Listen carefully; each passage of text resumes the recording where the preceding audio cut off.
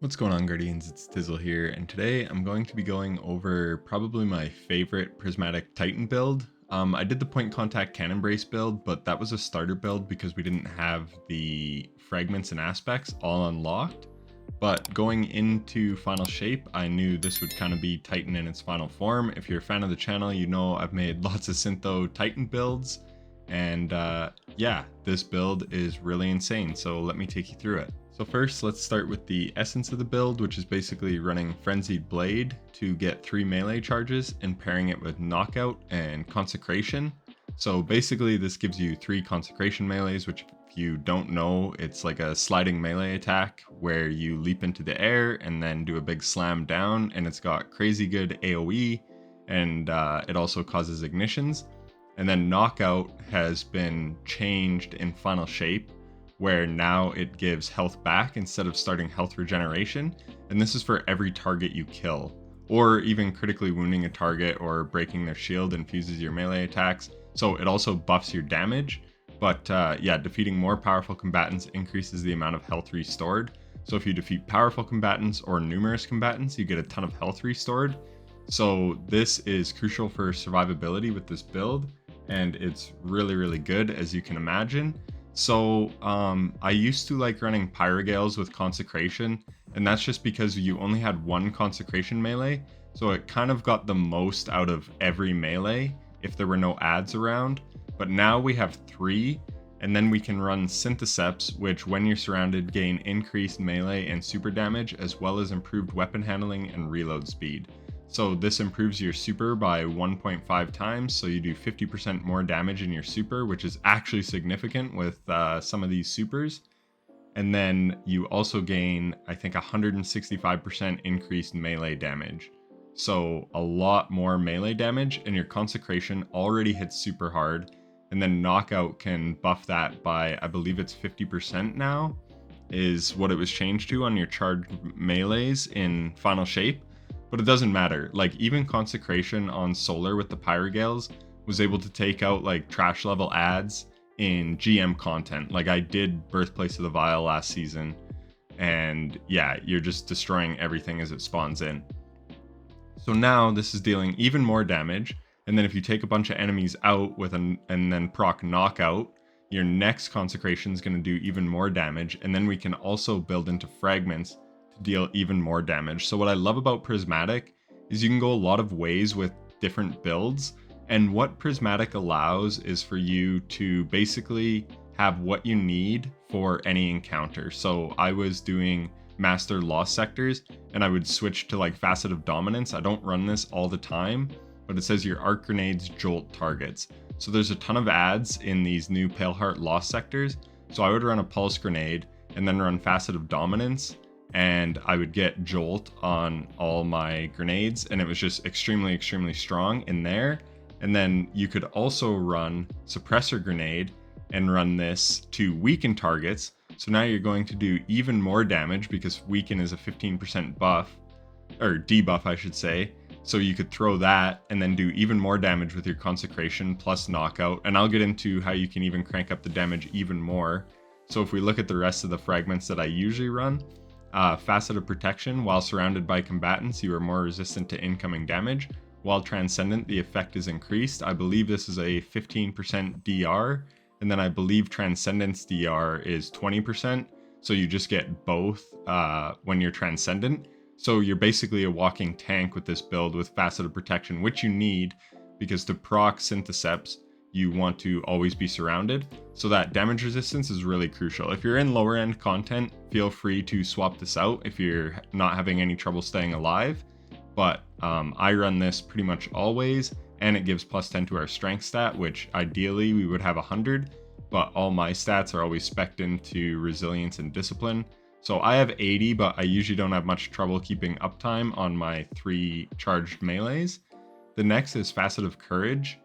Your Arc, Solar, and Void abilities deal increased damage to targets afflicted with darkness debuffs. This gives plus 10 to discipline, so this is an optional one.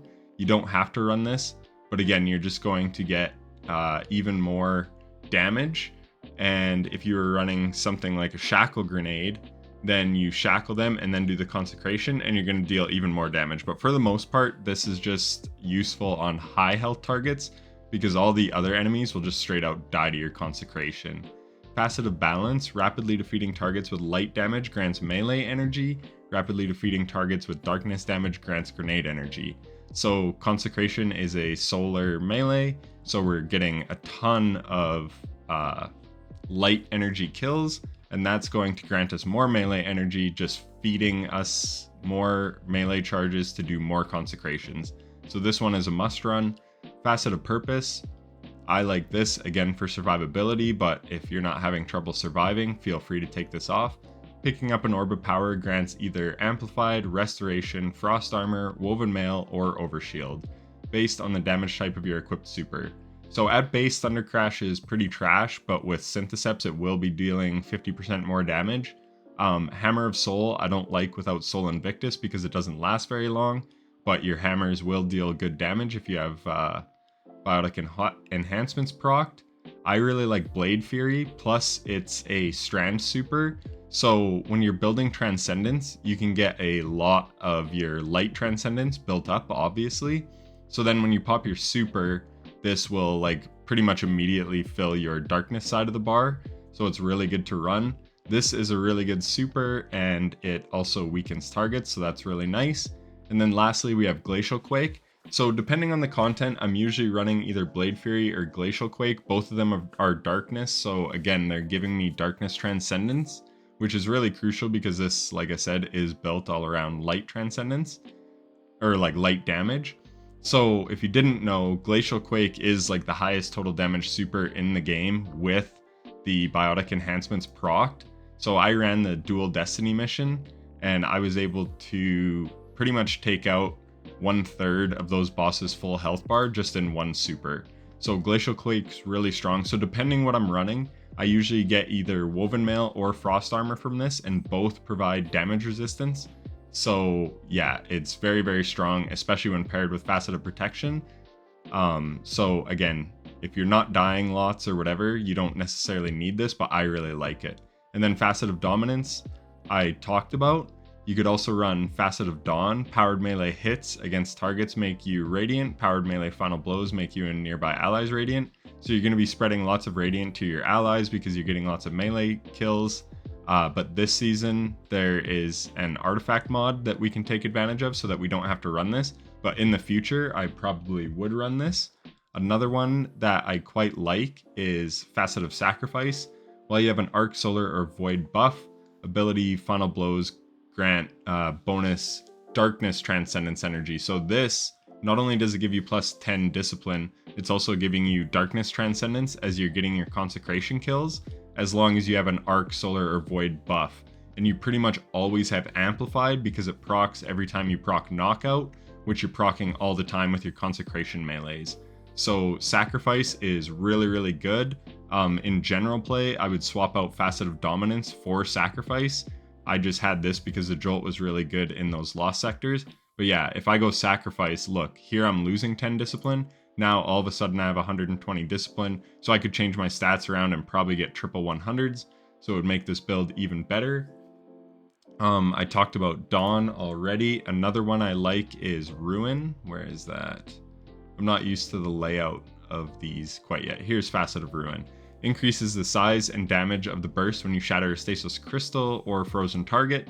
So if I was running Glacial Quake, then there's a nice pairing with the super, with all our crystals, and obviously making the solar ignitions bigger from Consecration. So one more fragment I did want to touch on was Facet of Generosity. Defeating targets while Transcendent creates orbs of power for your allies. So when you're Transcendent, you get like crazy ability uptime, so you can just be spamming your Consecration melees, and that would just create a ton of orbs for your allies. But if you're solo, this is obviously useless, but just another thing that you could potentially run that would be very good on this build.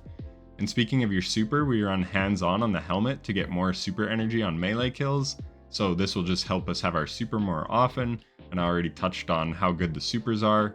Harmonic Siphon just because it fits, and then a heavy ammo finder. But you could just go double hands-on. Again, a lot of this is activity dependent, so it just depends what you're running. You could also run Font of Wisdom if you wanted. On the gloves, I run double heavy-handed, and this is for a specific reason. So these got nerfed a while ago. You used to just get powered melee, orbs on a powered melee kill every time, but then they put a cooldown on this, so it's 10 seconds with one, 5 seconds with two, and 1 second with one. So I like running two, because usually when you do a consecration, that kind of takes out a ton of ads. So you're not necessarily spamming this like back to back, but if you do, you won't get an orb. But if you're not, you're pretty much always getting an orb every time you do a consecration if you have just a 5-second cooldown. So that's really good, and I'll get into why the orbs are so good. And then impact induction, causing damage with a powered melee attack reduces your grenade cooldown. So again, we're doing a ton of powered melee attacks, so this is just gonna give us our grenade back quicker, and you can run whatever grenade you like. You could also swap out one heavy-handed for like Font of Vigor. That would pretty much give me 100 strength at all times, so that would also be strong. So yeah, you can run what you like, but definitely run at least one heavy-handed mod. And when there's two, it increases the potency of the orb that you make as well. So it gives you even more super energy. On the chest, I just go with the Rainbow of Resistance, but again, that's activity dependent. And then on the boots, we have Absolution, reduces all ability cooldowns each time you pick up an Orb of Power. Invigoration reduces melee cooldown each time you pick up an Orb of Power. And Innervation reduces grenade cooldown each time you pick up an Orb of Power. Though you could go with Orbs of Restoration, so this grants a small amount of energy to your ability with the least amount of energy. Or you could just go double Invigoration, even though there's diminishing returns, you would still get more melee energy back. So again, just however you want to do it, but I mostly spec into abilities, but I have ran this in Salvation's Edge, so I've ran Triple Surge. Again, it's all activity dependent, but for the most part on this build, you're trying to build into keeping your melees up as often as possible. Then on the class item, speaking of just always having your melee, we have Outreach, of course, reduces melee cooldown when using your class ability. This reduces all ability cooldowns when using your class ability near targets. And then Bomber reduces grenade cooldown when using a class ability. But again, you could run double Outreach if you wanted. Sometimes, again, I'll have time dilation if I'm running a raid or whatever and need the surges. And then I run Thruster just because it's quicker and easier to activate, because I play very aggressively with this build, so I don't want to be in that long barricade animation. So I'm just thrusting around, and it's got a quicker cooldown than anything. So if I just want a little bump of melee or grenade energy, I can just quickly thruster to get that back. And then when we go to the weapons, the obvious pairing is Monte Carlo. So if you didn't know, dealing damage with this weapon reduces your melee cooldown and grants a chance to fully charge your melee ability with each kill. Plus, it's got Markov Chain, which is basically Swashbuckler. So when you get a melee kill, you're coming out of that with like 5 stacks of Markov Chain, so it's dealing way increased damage. And then it's also an exotic primary, so they already deal more damage to like red bar enemies and stuff. So it's actually really, like, it's not the best exotic primary in the game, but it's really, really good. But just the fact that it can give you your melee cooldowns makes it S tier for this build that's based all around your melees. And so you're basically using it as utility. And it doesn't even just have to be kills, it can just be dealing damage with it to get your melee charge back. So you can even lay into a like yellow bar and you might get some melee energy back, and then you can just do a consecration on it. So very, very good. Just think of it more as a utility weapon, as like a means of getting your melee back. But it's also a really strong weapon. But again, you don't have to run this. So I was running the Lost Sectors. I would run like the Call and Doom of Kelkis for like this one. And I had Thunderlord on. You can go like whatever way you want. I did another solo Master Lost Sector with Leviathan's Breath, and I think Indebted Kindness and Midnight Coup. So yeah, basically just run what the encounter calls for. Again, if I'm in the raid, doing a sword on second boss and like LMG on the third encounter, and then I had Still Hunt for the boss fight, etc. Right? Like, this build is very universal. It shines in everything. Like, it was really good in the raid. I forgot to get footage of the second encounter, the first boss. but it's actually probably the best there because you can just spawn kill the enemies that come in. And I had some really good footage, but I wasn't recording because I forgot to hit record because I was just recording in between encounters so that I didn't like, anyways, it doesn't matter, but I didn't want to take up like too much hard drive space by recording like all the traversal and stuff. So yeah, I just forgot to hit record. But yeah, that's basically the build. It's probably the strongest Titan build in the game. Oh, and another thing I didn't touch on is you could make it even better if you get the right exotic class item. So I really like the bonus to super damage, especially for Blade Fury and Glacial Quake. But if you don't care about the super damage, you can run Spirit of Synthoceps in column 2, and you could pair that with, well, Spirit of the Assassin would make you go invis, which would be pretty strong. Spirit of Inmost Light. So everyone is on about Spirit of Severance because basically it makes explosions on finisher final blows or melee final blows. But here's the thing, is with Consecration, you're pretty much killing everything anyways. So I would like Spirit of Inmost Light because every time you use an ability, you're reducing your other ability cooldowns. And I already talked about how like this feeds back into the grenade and whatever. So as you're doing all these consecrations, you're getting like thruster and grenade ability energy back. And then when you cast those, you're going to reduce. So I think the best thing for this build would be Spirit of Inmost Light and Spirit of Synthoceps. Like everything else just isn't as good in my opinion. Though Spirit of Severance and Spirit of Contact would be very, very cool because this will jolt targets. Spirit of Severance will cause the explosion. So you're losing out on the increased damage from Spirit of Synthoceps, but you're kind of gaining like AoE damage. So it's just a bit different. And the other thing with Severance and Contact is you don't need to be surrounded by enemies. So you just do this on like one high health target, say, and you're going to jolt it.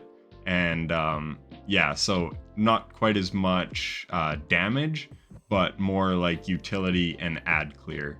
So the exotic class items, you can basically plug and play this exact fragment setup and aspect setup, and then just run the exotic class item. So the last thing I want to talk about is the artifact mods, because they make this even better. So Void Hegemony, if you were running the Void super, I can't remember the name, it's new, Twilight Arsenal. So if you're running that, then while you have a Void or Prismatic subclass equipped, defeating a weakened target provides a small overshield. So you could also run Facet of Dominance, but basically every time you defeat a weakened target, you would get a Void overshield. Radiant Orbs, this is why we don't need Facet of Dawn, because we have heavy-handed on the gloves. So we're making an orb every time we do a consecration, unless we do like 2 back-to-back because of the 5-second cooldown, but basically every time. Then we pick up an Orb of Power and we're getting Radiant. So that's really, really strong. Galvanic Armor, while you have a Prismatic subclass equipped, incoming damage from combatants is reduced while amplified. So Knockout provides amplified, as you can see. So every time we get a consecration kill, we're coming out of it amplified. So now we have even more damage resistance on top of like the Woven Mail that we already had. Right there from picking up an Orb of Power. So when we pick up an Orb of Power, we're either getting Woven Mail or Frost Armor, or Overshield if we're running this. And then we're also got Facet of Protection, and then we also have Galvanic Armor. So when I say you're a tank, like you're a tank. Plus, I didn't really stress it, but you always want to run 100 Resilience in PvE if you can. And then in the final column, Shield Crush. While you have Woven Mail, Frost Armor, or Void Overshield, like I just talked about, your melee recharges faster and deals increased damage. So you're dealing more damage and getting your melees back even faster. And then while you're Amplified or Radiant, which is pretty much all the time, your grenade recharges faster. So absolutely run this, because I just talked about how we can always have those buffs up. And then Transference, gain increased grenade and melee damage while Transcendent. Weapon Final Blows while Transcendent, refund light and dark energy after Transcendence ends. So again, I was running this in like -30 loss sectors, and when I would go Transcendent, my consecration melees were just destroying everything. Like, it was truly nuts. So yeah, that's the build. It's very, very strong. Like I said, I love the Pyrogale solar consecration, but this honestly blows it out of the water. And with the amount of like buffs you can get for damage resistance and everything. Like many builds that I make, the toughest thing is getting that first kill. But once you get the orb rolling and all these damage resistances and everything going, you're pretty much unstoppable. So as long as enemies are around to keep biotic enhancements up, and as long as you have melee charges, which isn't too hard with this build setup, then yeah, you're basically just destroying everything. So anyways, that is it for the build. I hope you found it helpful and informative, and if you did, then a like and subscription would be greatly appreciated. And if you're still watching, then thanks so much for watching to the end. Take care.